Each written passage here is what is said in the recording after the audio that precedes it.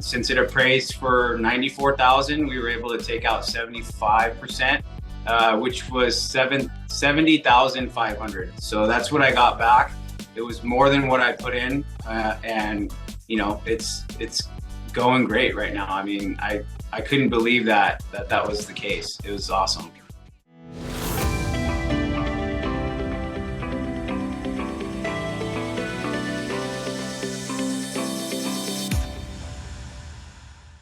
Hey guys, what's going on? Rhett here. I am so thrilled, honored, excited, all the above to bring on one of my clients, Marcus, to the channel. Guys, Marcus has been in the coaching program for 12 months. Marcus, you believe that? It's been a year already? Goes by quick. Yeah. Goes by quick. And guys, so Marcus and I have done a couple properties over that 12-month span. I wanted to bring him on today for a couple reasons. Number one, he's a great human being, and I like showing off people who are good people and who are doing good things with their real estate and with their investments. Marcus is the kind of guy who's a leader in life. He's a leader through his investments, and he's had a lot of success in a short amount of time in kind of building the foundation of his real estate portfolio, and we're going to get into all that good stuff. But Marcus, thank you so much for coming on today, and I'm excited to finally get you on here and talk about all this stuff. Cool, let's do it. So Marcus, why don't you just tell everybody listening, give them a little bit of background on you and how you got here. All right, so I found your channel maybe like 14 months ago. Started watching videos. I don't know much about real estate, but 14 months ago, I didn't know a lot about real estate, and I feel like I'm growing as a person. But 14 months ago, I was interested in real estate. I started looking up YouTube videos, and I came across your website. So I sent you an email, and it seems like it's been seamless ever since. So I sent you an email. We got the ball rolling, and you basically gave me the way it works, and I think I found one of the properties, and you also suggested one of them for me. So the first property we got, I want to say one of your clients wanted to purchase it and finance it, but the bank wouldn't finance it, so he wasn't able to pay cash. You came to me and said, hey, look, I have this property with another client under contract, but it fell through. Are you interested? And I took a look at the pictures on Zillow and, did a little bit of research, and I decided to move forward with that one. So that's how I got my first property. And then with the second one, just searching the MLS and came across another one. I sent you the address. You came back a few days later and said that the rehab cost was X amount of dollars, and we moved forward with that one. And originally, I only wanted to do one property, and as quick as that one came and went, the second one followed a month later. So that was kind of scary, but I'm glad it happened that way. Yeah. Yeah, and Marcus, so you live in California. Yeah. I live in Southern California, and California is expensive. So that's why I decided to venture outside of California and, ended up in Alabama. So you're investing roughly 3,000 miles away from where you've purchased two properties over the last 12 months. And how many times have you been to the state of Alabama? Never. So you've never been to even the state of Alabama? No. Have you I don't even think I've been to neighboring states of Alabama. Yeah. What do you think has given you the confidence to do this? Well, originally, I was super skeptical on sending money via Venmo, wire transfer, all of the above. But after watching your videos and reaching out to you, I felt like the starting price to enter your program was fair. And I felt comfortable Venmoing you that money. So it was hard for me and my wife because, you know, it wasn't that much money, but I didn't want to lose a couple $1,000s. And we finally did it. And as soon as I sent you the money, you started sending me properties. You basically lined me out on the criteria to search on Zillow, Redfin, whatever. Like, you got to go north up to this city and south to this, east and west. So I made my box and started searching for homes in the price points that you suggested, and everything has been seamless since then. So, Marcus, was there something that drove you to Section 8? Was there something? How did Section 8 even cross your radar? And when was it like, okay, this is something that I want to invest in? So I think the one thing that drew me towards Section 8 was that it was guaranteed. And one of my properties is 100%, and the other one, you know, I think my tenant pays like $100. So that's, you know, as good as it gets, I would assume. But before learning about your program, everybody's heard the horror stories about Section 8. And I was nervous. Me and my wife were both nervous to move forward. But I think the fact that it's guaranteed, it kind of supersedes everything else. Because when I first bought in 2022, yeah, so a year ago, we were still kind of in the end of the pandemic. And I feel like the assurance of guaranteed rent was key, because, you know, on the news you see like people are getting passes on paying rent, and the landlords are getting kind of screwed because the tenants don't have to pay due to COVID. And this one was a sure way to make sure that I got paid on my investment. And starting off, I think it's a great way to go. I mean, yeah, I mean, it just seems like the right move to make, knowing that you're going to get paid. And I think I keep kind of reverting back to that, but that's the one thing that like kind of assured me that this was the route that I wanted to go. And I'm not saying that moving on in the future that I'm only going to do Section 8, but I feel like this is a great baseline, a great foundation to start in real estate. So, yeah. And it has been for you, Marcus. And you know, you mentioned something really interesting there, and you almost didn't want to do it because of the stigma behind it. Right. Yeah, 100%. What do you think? So now you knew what the stigmas were. Now you've been a Section 8 landlord for going on a year with multiple properties. Is that fair? Are some of those stigmas fair? No, I think just not having the knowledge of exactly what Section 8 entails, and I still don't know all the rules and regulations, but some of the things that I can point out that I didn't know that I know now that makes me a little more comfortable is, well, number one, it's guaranteed. I would say number two, they have what you're only allowed to get one Section 8 voucher. I don't know if it goes off your social security number or what, but each person's only allowed one Section 8 voucher, right? So if the house gets thrashed, they get removed off the list. They're never going to be able to get a voucher in their whole life again. So I think if you waited X amount of months, years to get into a Section 8 house, you're going to try your best to maintain that property so that you don't get evicted or kicked out for whatever reason. Another thing that's good on both ends is that they do the annual inspection, and that's good for the tenant because you're not just giving them some piece of junk place to live in. If there's anything that needs to get fixed, I have to handle it. And if they're not maintaining the property to a standard, then they can get evicted, and then we'll move somebody else in. But I think those are the key points that I've taken away from the small amount of research that I've done for it. Yeah, and you're 100% right. And we've been doing this for months and months and months now. You have multiple properties. You're getting guaranteed 100% income on one. you're getting a 90% stipend on the other one. It's a pretty good combination. Yeah.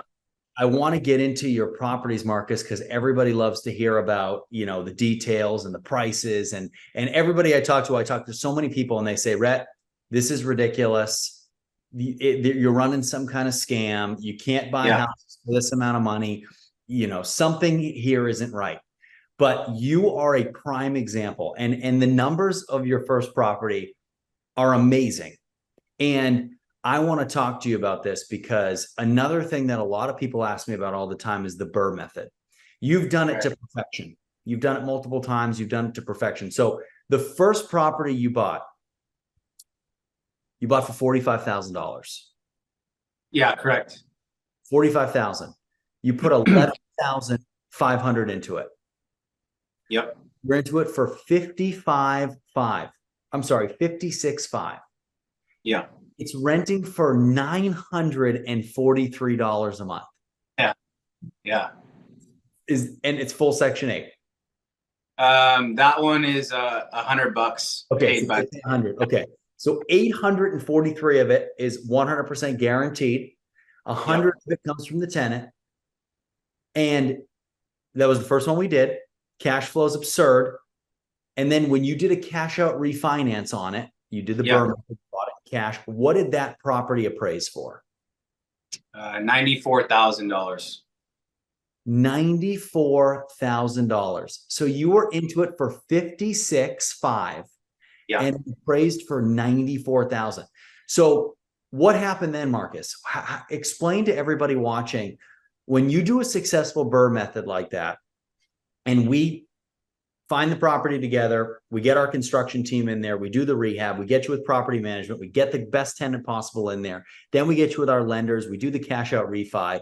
Explain what happened when you do a cash out refinance on this property, and the value is so much more than the cash that you have into it. Yeah. So 56.5, I think is what you said. I have it's like an extra $1,000 because we had to put in appliances, right? We had to buy a stove and a fridge. So not a big deal. It was an extra $1,000, maybe like $1,200. But after I got it appraised, it cost like $400 or $500 to get it appraised. Moving forward with the refi, and since it appraised for 94,000, we were able to take out 75%, which was 70,500. So that's what I got back. It was more than what I put in, and it's going great right now. I mean, I couldn't believe that was the case. It was awesome. So you have no money of your own in that house? No, not at all. And you got paid $14,000. I have it refinanced now because I'm using a home equity line of credit to fund my deals. So now that I'm paying principal and interest, not just the interest back to my home equity line of credit. So I'm still making, it's still cash flowing. I'm still saving money. I'm putting aside money for the CapEx, the taxes, insurance, property taxes, all that stuff. So yeah, everything's going great. My second property is next on the list, and we're probably going to get ready to refinance that one any day now. So yeah. Unbelievable. And before we get to that second property, Marcus, I just really want the listeners and the people watching this, and I want you guys to really understand what happened on this property. So when you go in and you buy the right properties in the right neighborhoods, in the right streets, like Marcus did, you have the right teams do the rehab.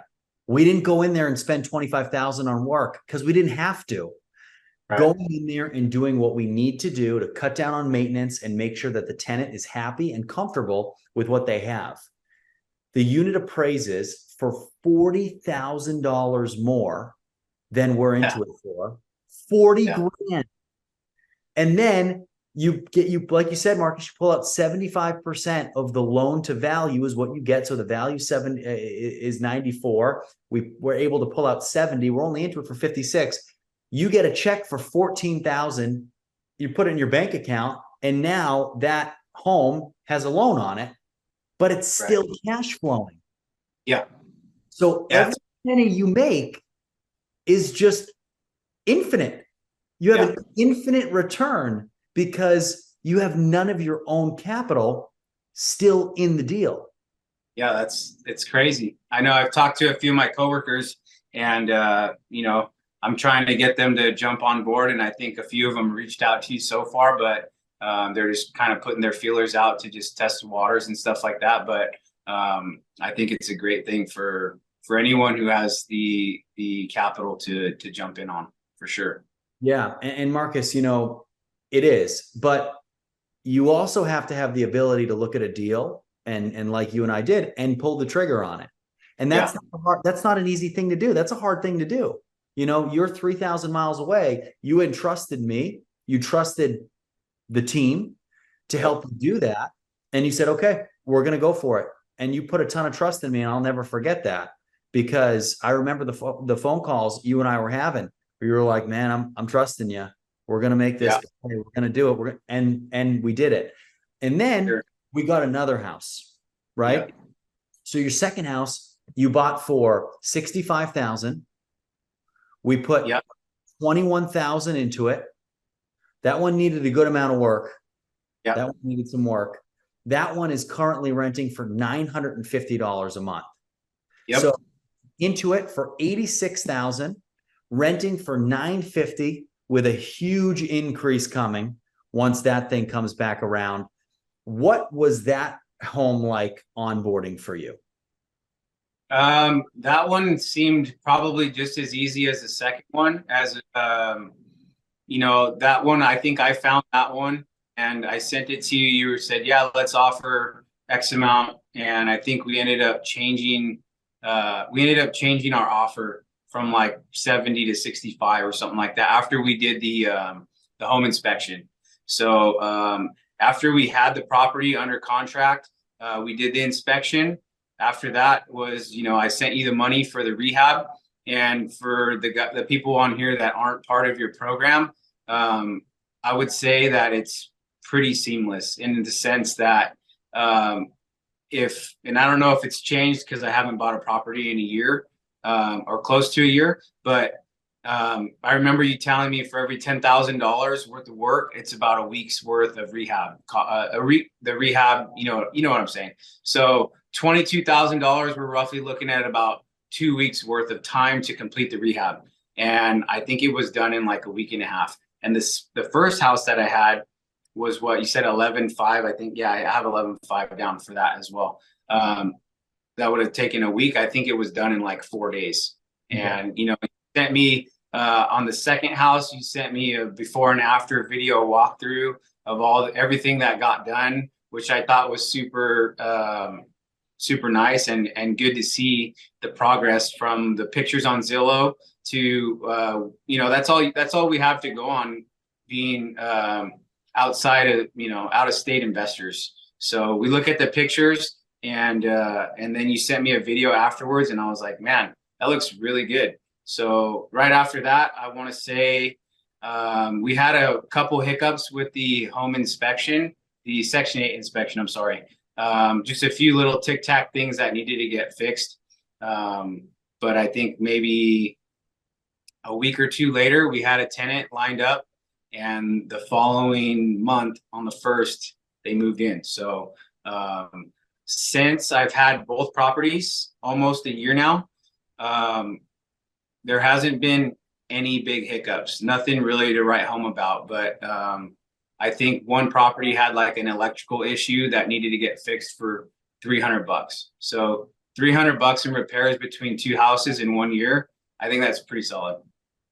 Yeah. And Marcus, what do you think your next 5 years looks like as an investor?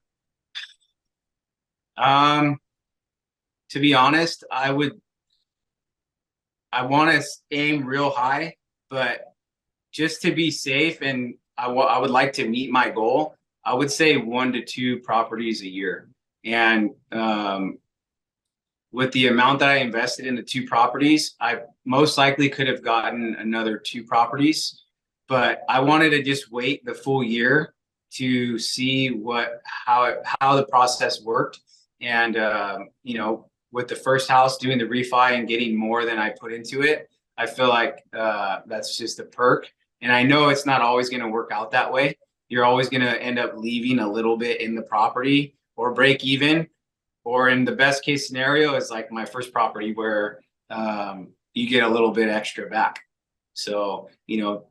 And one thing that you said there, Marcus, I love, because you said that your goal, and there's a big drum roll, and you're saying, Yeah. okay, I want it, right? Yeah. And everyone's watching, and they're saying, how many houses does he want? How many houses? Is it 50? Is it 100? Is it 500? Is it 1,000?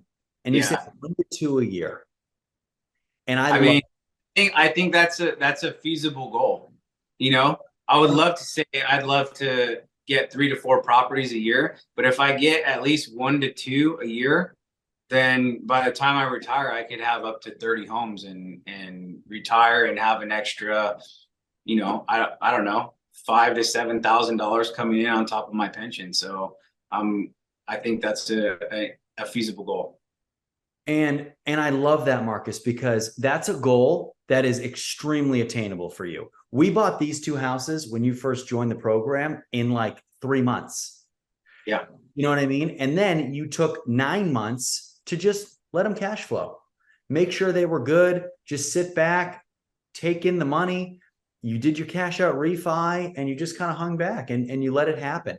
But what I love about your approach to this is it's not a race. You're not feeling like you're missing out on anything. You're not fighting against all the BS that you see on social media, where every time you open your phone, it's like everyone has 1,000 properties and you're getting left in the dust, right? Yeah. You're just staying in your lane. You and I are on the same page. We're doing it boring, slow, and steady. That is how you build wealth.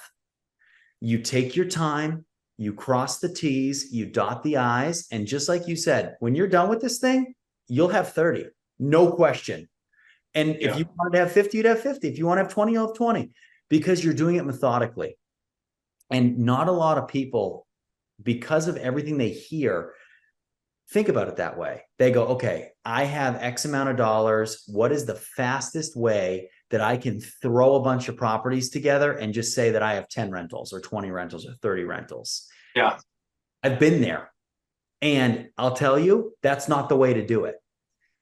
Building it the way you are, you're learning your properties. You're onboarding these properties and you're taking so much time with them that you're understanding, okay, I understand how this property works. I understand how this tenant works. I understand what the maintenance looks like on this. I know where the problem areas might be. Now, not really for you, because like you said, you have had virtually no maintenance on them, but still, the more you understand the properties, the more you can make decisions moving forward on them too. So I absolutely love that answer. And I hope you guys listening can really take something from that. This is a guy who is an out-of-state investor. This is somebody who is a first-time Section 8 investor. This is a person that is using the BRRRR method, who is succeeding with it, who has a family, who works a demanding job. Marcus, what do you do for a living? I'm a firefighter here in SoCal. He's a firefighter, so he's got a demanding job. He's at the firehouse. He's a servant leader in what he does for a living, and also through his investments. This is a guy that cares about other human beings, and you can see that based on how he invests. And I've always said, Marcus, you treat people the right way, it comes back to you 100 times over. And I'm sure you get a ton of that in your day job, more than mostly everybody else in the world. But the same thing happens when you're investing. You take care of people. These tenants of yours know, hey, this guy put a lot of money into these houses. I'm going to treat him right. This guy, when something goes wrong in the house, he sends somebody over here to fix it and takes care of it quickly. So kudos to you. You're an inspiration to a lot of people who are watching this right now. And guys, I would love for you to follow in Marcus's footsteps. It's possible to do it. Marcus, if you could talk to some of those people who are watching this right now and are thinking to themselves, this is what I want to do, but they're just afraid to take that leap, what would you tell them? I would say just go for it. I think the time that I started watching YouTube videos on real estate investing, and more specifically Section 8 investing, was probably maybe 3 to 4 months. Because once I knew for sure that I wanted to get into it, when I called you, I told you how much money I had to spend on the investments, because I went through the process. I got the home equity line of credit. I had all my ducks in a row and I was ready to pull the trigger. And then, like you said, after I called you, we had 2 properties in the bag in 3 months. So I would say reach out. You know, if you guys want to reach out to me, you can do it on the channel. Or if you, I mean, yeah, just reach out on the channel. If you have any questions, I can answer them. But do your research, and when you're ready, pull the trigger. Because I would say the longer you wait, that's how much longer you're waiting to get your first property, and then your second and third and fourth and so on and so forth will come after that. But the big key step is to get your first one. And like Rhett said in the video, and multiple videos in the past, you got to do one, you got to do it right. And I think that's a great place to start. Yeah, and guys, if you have questions or comments for Marcus, leave them in the description below. I'm sorry, in the comments below. He will get to them. He'll answer. He's always in there. He's always watching the videos. So ask him whatever you guys want to ask him. If you want to get started and you want to get this thing going, and you do want to follow in Marcus's footsteps, send me an email in the description below. We'll get you started. We'll get you on the same path that we got Marcus on. And brother, so happy to have you on here today. Thank you so much for your time. Looking forward to the future, Rhett. Me too. All right, guys. Thanks for watching. We'll see you next time.